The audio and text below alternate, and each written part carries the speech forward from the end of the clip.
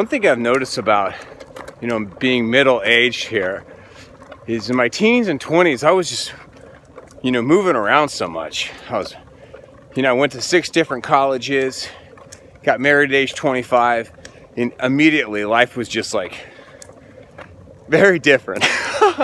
Very different being married. Oh my gosh, huge adjustment. I feel personally I was just horrible at being a husband.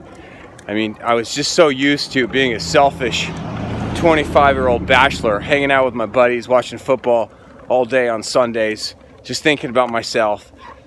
And now, I've got this roommate, my wife, and we got to figure out how to be married, and it was not good. Oh my gosh, they always say, marriage that is going to be tough for that first year. And I tell people when I do like premarital counseling, like be prepared for that first year, because for many people, and we were one of them, I don't know if it was for you guys. Hey there students, Fair Oaks. Hey there, Alicia. Hey there, Sprout. That first year, it's a hard adjustment because, really, there's like a cliche I picked up. Let me see if I can remember it. For a healthy marriage to happen, there needs to be 2 funerals. 2 funerals. 2 things need to die. What needs to happen is that selfishness. When we're single, we live, for ourselves, and we do what we want to do, and it can really be fun. Yeah, it can be lonely at times, but it can be fun. Man, to be in a healthy marriage, though, it's just constant sacrifice, constant negotiation. Yet at the same time, as you hear me write about and post a lot about, it's not all sacrifice. It can't be all sacrifice. It has to still find yourself in there. Not lose yourself, not lose your personality. Take time not only for yourself, but also, for other friends. Like as a 40-year-old man, I've been criticized by people at times, being like, you just spend too much time with your friends, and I'm just like, I just don't agree with you. I feel like I don't. I feel like I need to have good friends in my life. Otherwise, I'm not going to be a good husband. I'm not going to be a good father. And then, man, talk about another adjustment. Then, some of us have kids. Whoo! Oh my gosh. Like no one ever told me. I'm really surprised how little people talk about it. Like, did anyone ever tell you? I would love to get your response, because I love asking people this question. Did anybody ever tell you how hard, married with children was going to be? I guess, maybe we should have figured it out by all the sitcoms out there. Every sitcom is pretty much, every married with children sitcom is the same formula. Same formula. Simpsons, something about Raymond. Everybody likes Raymond. Married with children. I'm just trying to think of so many. So going through my head, all these family comedies, even more modern ones, like Modern Family. Okay, so you got a really playful husband who's kind of dumb and kind of silly. He rolls his eyes, and a wife who's very smart, very on the ball, who can be really naggy and criticize her husband. Then the husband comes in, does something stupid, rolls his eyes, and then the really intelligent mother has to do it all. Everyone laughs, ha ha ha, repeat. It's the same formula constantly on sitcoms. And I think we like it and we laugh at it because we can relate with it. We can relate with it, And now, here I am. I start off my story. I'm kind of bouncing around with the story here. As a person in his 20s and teens, just constantly moving around, bouncing around. Then their 30s come, and you're just like, boom, family life. And I enjoyed the stability of my 30s.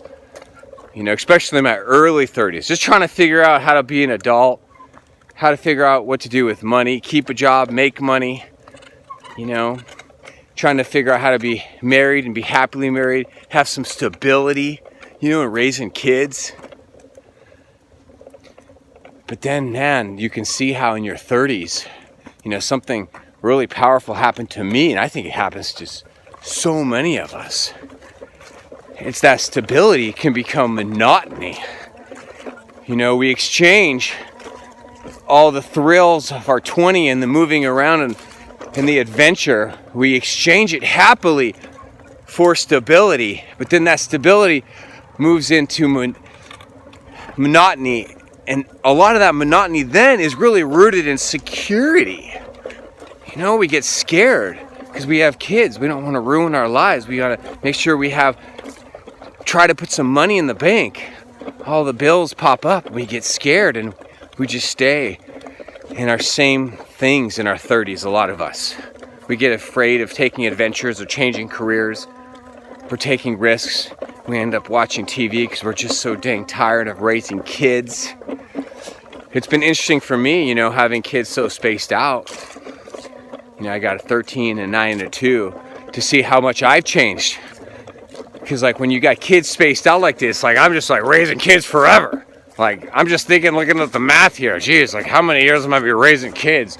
And like Danielle's sometimes talking to me about, you know, having more kids. I'm like, gosh, are we ever gonna stop raising kids around here? Like, you know, at least if you got kids spaced out, you got like a defined season of your life.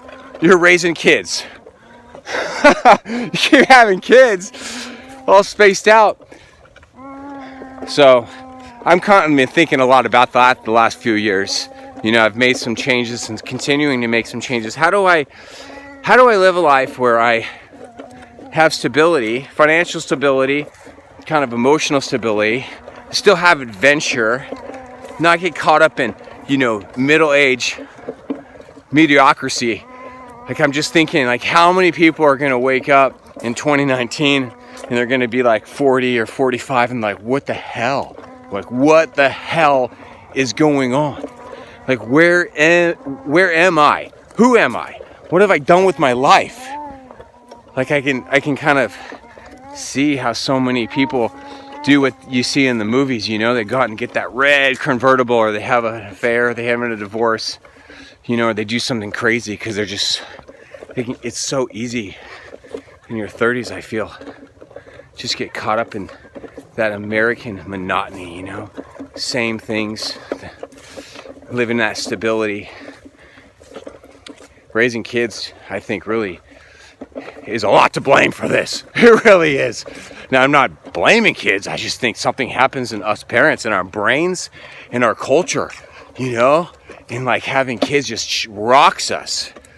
You know, of course, for those of you that have the hardest job in the world, stay-at-home mom, I mean, that just rocks you the hardest because you are there with the kids constantly, and it's hard to balance yourself with your time, and especially you have little kids, you have such little time. I thought you were about to say it's easy to get winded. I know. I got all these layers on here. It's not even that hot. So I was actually getting winded earlier, and then that's funny. So easy to get winded. No, seriously though, the kids though, that's so funny. I mean, so, you know, when I think about New Year's resolutions, right, I'm thinking, okay, you know, I can see why so few people want to make them anymore. Because especially when you get in your 30s and 40s, it can be really hard to make change. You just crave, you know, that stability, and making change is really scary. Because you're not just a single person anymore, you know? Going to Lollapalooza, or saving up to get that car, or saving up to have that trip. You know, you got all these little critters, like this critter rolling around here. Yeah, hey, you wanted to come out at the park? And so, but I really think that it's valuable to really have a little talk about that as I bring this to a close here. You know, how do we, as grown, healthy adults who are trying to balance, you know, family life, work life, our own personal self-care life, financial life, yet we have some more things to balance. How do we, you know, not get stuck in that 19? Hold on, she's talking to me. Hold on. How do we not get stuck in that middle-aged monotony? You know, just doing the same thing all the time. And yet, how do we also have adventure, set goals, take risks, things that are wise, that bring beauty and passion to our lives? Well, don't screw up our family. I need to go here.